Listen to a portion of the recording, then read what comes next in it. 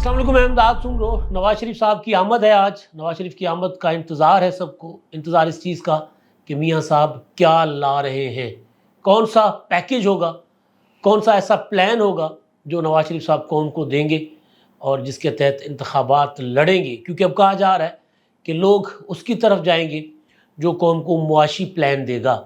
दूसरा इंतज़ार था शेख रशीद साहब का, तो शेख रशीद साहब भी आकर चले गए।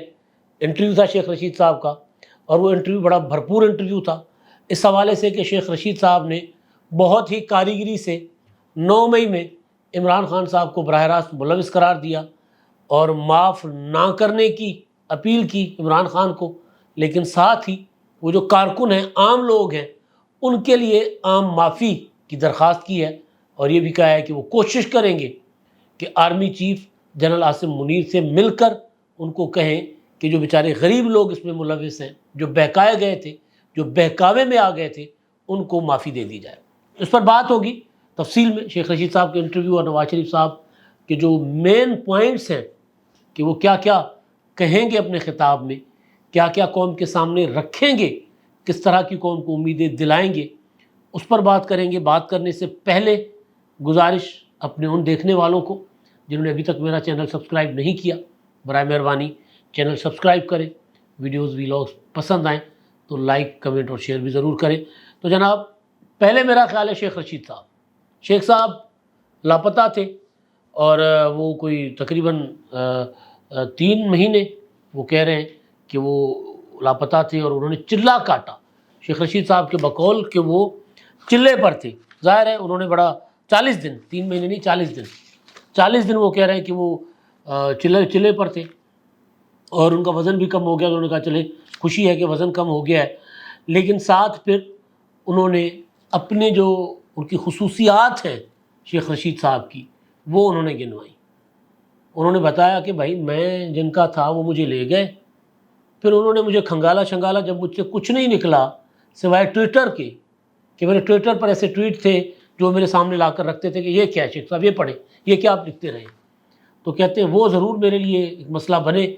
अदरवाइज़ 9 मई के दिन मैं पाकिस्तान में नहीं था, किर्गिस्तान में था और 10 मई को मैंने वाक़े की मज़म्मत कर ली थी जो कि साईं लोगों ने नहीं पढ़ी थी, बड़ों ने, तो उसकी वजह से ज़रा गलतफ़हमी हुई। बाकी बातें उन्होंने तफसील से काफ़ी सारी की हैं, लेकिन उन्होंने जो बात की है वो ये कि जो 9 मई है वो एक दिन या एक झटके में नहीं हुआ, एक मुसलसल अमल था लोगों की जहन साजी। ये मैं कह रहा हूँ, शेख साहब ने नहीं कहा। शेख साहब के अल्फाज ये थे कि जी एक दिन में तो ऐसा नहीं ना होता, फिर मुसलसल लोगों को जो है वो एक बात लोगों में की जा रही थी।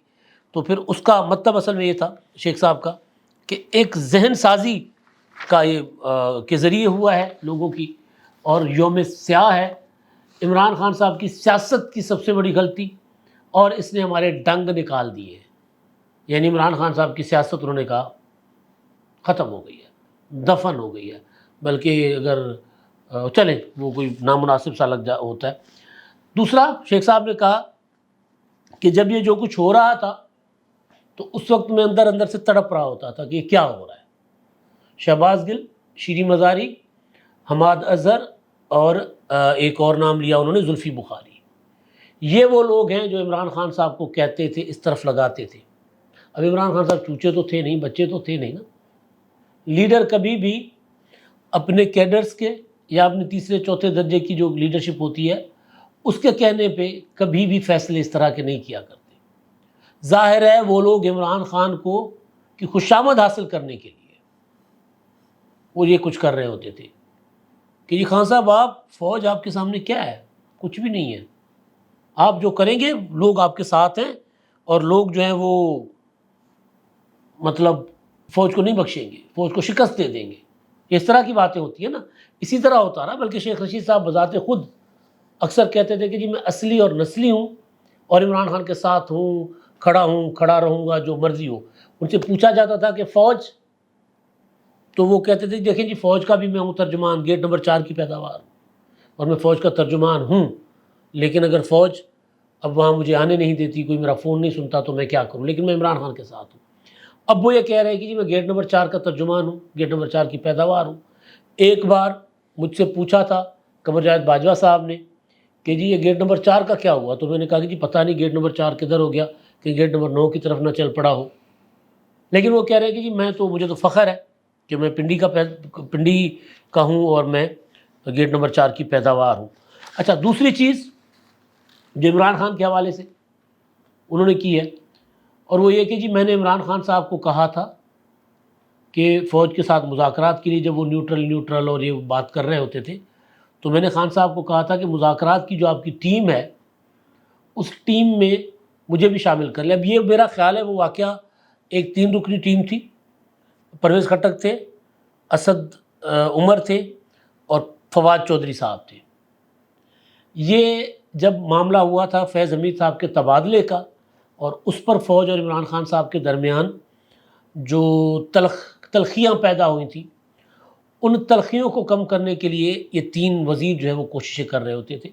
تو شیخ صاحب نے کہا تھا کہ جی میں نے عمران خان صاحب کو کہا کہ جی میں پنڈی کا رہنے والا ہوں، اور پنڈی کے رہنے والے ہر شہری کا پنڈی میں تعلق ہوتا ہے، 111 بریگیڈ میں تعلق ہوتا ہے، کہیں نہ کہیں ہوتا ہے، تو مجھے موقع دے، میں مذاکرات کرتا ہوں۔ لیکن کہتے ہیں انہوں نے مجھے موقع نہیں دیا۔ تو بہرحال پھر یہ لوگ جو ہے عمران خان صاحب کو لے بیٹھے، اور سیاسی غلطی عمران خان صاحب کی، اور باقی جو مجھے خدشہ تھا، مجھے شک تھا کہ شیخ رشید صاحب جو ہیں وہ کوئی ذاتی معاملات پر آئیں گے، ایسا نہیں ہوا۔ منیب فاروق کو انٹرویو دیا، وہ تو میں بتانا بھول گیا سما میں، اور اس انٹرویو میں انہوں نے پورا ان کا فوکس 9 مئی تھا، منیب فاروق کا بھی اور شیخ رشید صاحب کا بھی۔ اور شیخ رشید صاحب نے بتایا کہ جی ان کو چلے پہ تھے، لیکن طریقے سے بتا دیا کہ ان کو اٹھایا گیا تھا، اور پھر انہوں نے سب اپنا ریکارڈ سامنے رکھا۔ اب وہ واپس آ گئے، وہ کہتے ہیں اب میرا ایک ہی کام ہے کہ میں تہجد کی نماز پڑھ کے خدا سے دعا مانگتا ہوں کہ خدا مجھے توفیق دے کہ میں عاصم منیر سے مل سکوں، اس سے بات کر سکوں، اور بات کر کے اس کو یہ کہوں کہ جو عام لوگ 9 مئی میں ملوث ہیں، جو بے گناہ ہیں اور جو گناہ گار ہیں، جنہوں نے کیا ہے اور جن کے اوپر سادہ سا الزام ہے جنہوں نے نہیں کیا، ان سب کو عام معافی دے دے۔ کون سے؟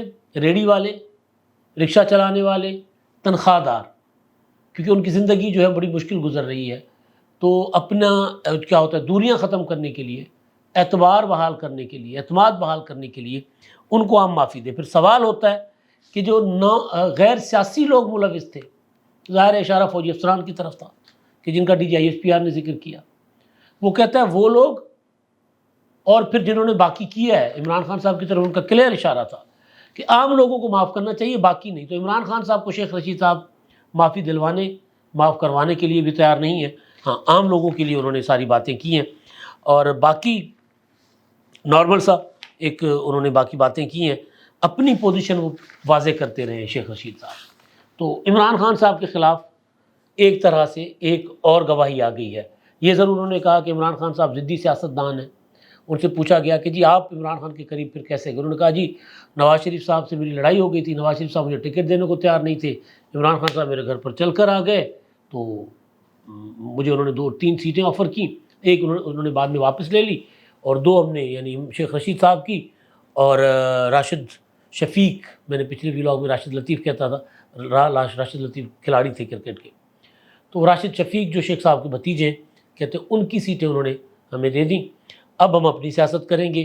راشد جو ہیں وہ بھی کہتے ہیں وہ اب میں آ گیا ہوں، تو اب یہ بھی سیٹ اڑنے لگی ہے PTI سے، ایک یہ وکٹ گرنے لگی ہے، راشد شفیق بھی PTI چھوڑ دیں گے، وہ بھی پھر اپنے چاچو کی جو ہے وہ جماعت کے اندر چلے جائیں گے عوامی مسلم لیگ میں۔ تو شیخ رشید صاحب نے بہرحال یہ سارا کچھ جو ہے وہ آج سارا کچھ رکھ دیا۔ انہوں نے یہ بھی بتایا کہ جی جو اجلاس تھا سائفر کے متعلق، کہتے ہیں سائفر کے معاملے پہ میں نے عمران خان صاحب کو کہا تھا کہ یہ غلط ہو جائے گا، اور اسی میں جو کمیٹی بنی تھی، کہہ رہے تھے جو کمیٹی جو بنی اس کمیٹی میں نے کہا تھا کہ مجھے شامل کریں، تو میں نے کہا تھا کہ یہ جو حالات پیدا ہو رہے تھے اس وقت عمران خان صاحب کو میں نے کہہ دیا تھا کہ ہمیں اسٹیبلشمنٹ کے ساتھ لڑائی نہیں لڑنی چاہیے، یہ شیخ رشید صاحب نے کہا۔ بہرحال اب شیخ صاحب آ گئے میدان میں۔ اب کل ایک خبر تھی لاہور ہائی کورٹ کی کہ لاہور ہائی کورٹ نے ایک فیصلہ دیا ہے کہ دھواں چھوڑنے والی گاڑیاں جو ہیں ان کو بند کر دیا جائے، اور جو سرکاری افسر آتے ہیں یا ملازم آتے ہیں ان کو سائیکلیں دی جائیں۔ دھواں چھوڑنے والی گاڑیاں ایک طرف بند کرنے کا عدالت کا آرڈر تھا، دوسرا سیاست میں دھواں چھوڑنے والے شیخ رشید صاحب وہ آزاد ہو گئے۔ تو مجھے کل ہنسی آئی بڑی کہ شیخ رشید صاحب رہا ہو گئے، وہ بہت زیادہ دھواں چھوڑتے، سگار کا بھی چھوڑتے اور سیاست میں بھی جتنا دھوئیں کی پولیوشن شیخ رشید صاحب کرتے شاید کوئی اور سیاستدان کرتا ہو۔ بہرحال اب دیکھتے ہیں کہ وہ اچھے بچے بن کر سیاست کرتے ہیں یا اسی طرح جو ان کا انداز ہے۔ کل عمران خان کے ساتھ ملا کر اسٹیبلشمنٹ نواز شریف اور پیپلز پارٹی کی لیڈرشپ پر حملے کرواتی تھی، آج ہو سکتا ہے کہ اب آہستہ آہستہ وہ عمران خان کے اوپر حملاور ہوں، ظاہر ہے کسی کی فرمائش ہوگی۔ اچھا، اب دوسرا آج کا لاڑا تو نواز شریف صاحب ہے نا، آج ہم سندھی میں کاج کہتے ہیں، فنکشن جو ہے آج کا وہ تو نواز شریف صاحب کا ہے۔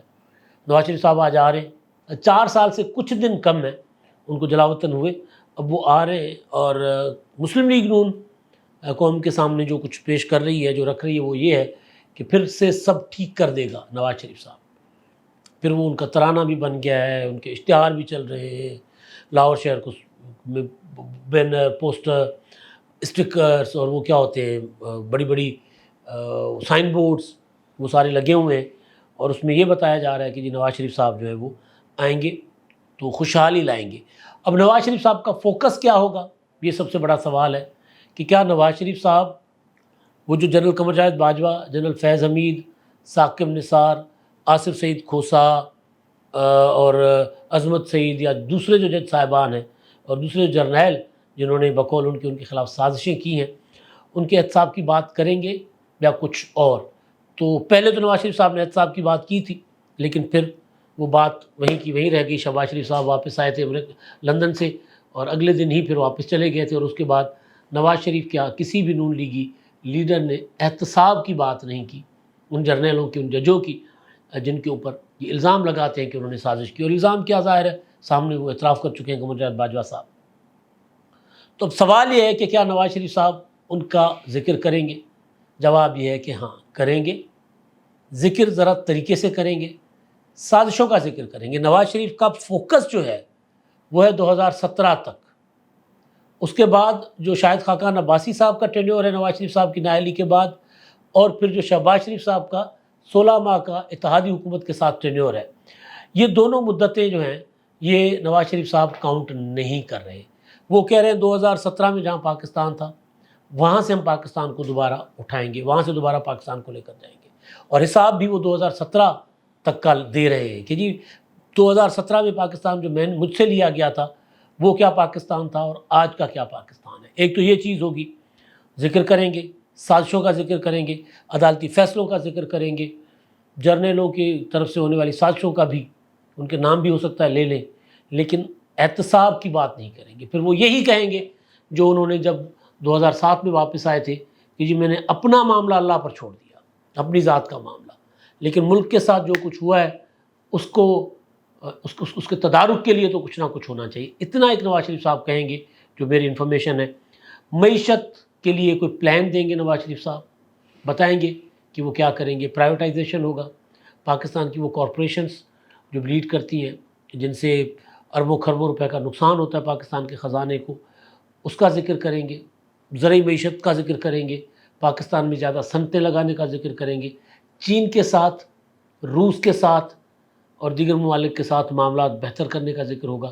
خطے میں پاکستان جس خطے میں رہتا ہے، خاص طور پر انڈیا، اس کے ساتھ دوبارہ امن کی بات بھی نواز شریف صاحب کر سکتے ہیں کہ انڈیا کے ساتھ امن تو ہم چاہتے ہیں، ظاہر ہے پورے پاکستانیوں کی ہی خواہش ہے، اور پاکستان میں کبھی بھی اینٹی انڈیا سینٹیمنٹ کی بنیاد پر ووٹ نہیں ملا کسی کو۔ ہمیشہ پاکستانی لوگ جو ہے وہ جمہوریت اور معاشی پلان اور جمہوری پلان کے اوپر، منشور کے اوپر ووٹ دیتے ہیں۔ انڈیا میں ضرور مودی جو ہے وہ پاکستان کے خلاف نفرت بیچ کر اقتدار میں آئے ہیں، لیکن پاکستانیوں نے کبھی بھی اس طرح ووٹ نہیں دیا پڑوسیوں کے ساتھ نفرت کی بنیاد پر۔ تو وہ بات نواز شریف صاحب کر سکتے ہیں، خطے میں امن کی بات کہ امن کے ساتھ ترقی ہوگی۔ مشرف کے دور کو یاد کریں گے، بتائیں گے، اور یہ بھی بتائیں گے کہ کب کب کہاں کہاں پاکستان کو کی ترقی کو روکا گیا، کب پاکستان ایشین ٹائگر بن رہا تھا۔ یہ ساری باتیں کریں گے، اپنے لوگوں کو یاد دلائیں گے کہ جب نواز شریف اقتدار میں تھے تو پاکستان کس طرح اوپر جا رہا تھا، اور جب نواز شریف کو سازشیں کر کے نکالا گیا تو پاکستان کس طرح نیچے آ رہا ہے، اور پھر وہ بتائیں گے اشارہ دیں گے واضح طرح کہ اگر وہ بری ہو جاتے ہیں تو وزیر اعظم بنیں گے، وزیر اعظم کے کینڈیڈیٹ وہی ہوں گے. یہ بات نواز شریف بھی کریں گے اور شہباز شریف صاحب اور مریم نواز اور دیگر قائدین بھی کریں گے. تو اب تھوڑا انتظار ہے. ابھی جب آپ یہ ولاگ سن رہے ہوں گے تو نواز شریف صاحب دبئی سے چل چکے ہوں گے. دبئی سے وہ سیدھے جائیں گے اسلام آباد، جہاں پر انہوں نے جو قانونی کارروائی ہے حفاظتی ضمانت میں جو باقی رہتی تھی وہ پوری کریں گے، اور اس کے بعد وہ آئیں گے مینار پاکستان. شام کو جلسے سے خطاب کریں گے. جو میں نے باتیں بتائی ہیں ان باتوں کے علاوہ وہ کیا کہتے ہیں اس کا انتظار کرتے ہیں آپ بھی اور میں بھی. اب تک کے لیے اتنا ہی. اللہ حافظ.